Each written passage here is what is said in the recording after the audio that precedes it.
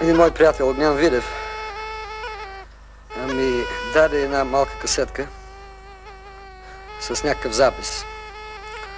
И каза: докторе, чуй тая работа. Той така ми говори, нали, с титли се обръщаме един към друг. Аз нямах време, дори в самолета да я слушам. Но по-късно, след около няколко месеца, чух тази касетка и трябваше да я спра след първите 2 тона.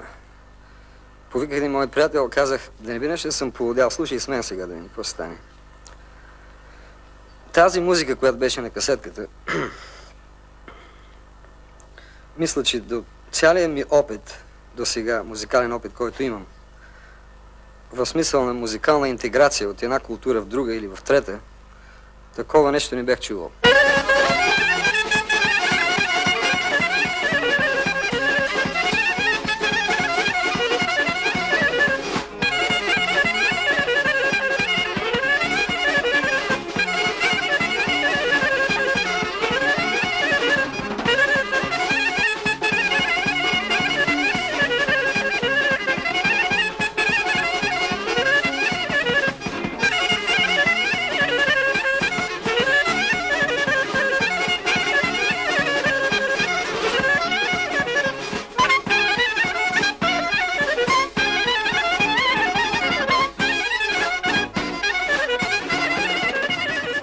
Вижте какво, славата мисля, че той началото.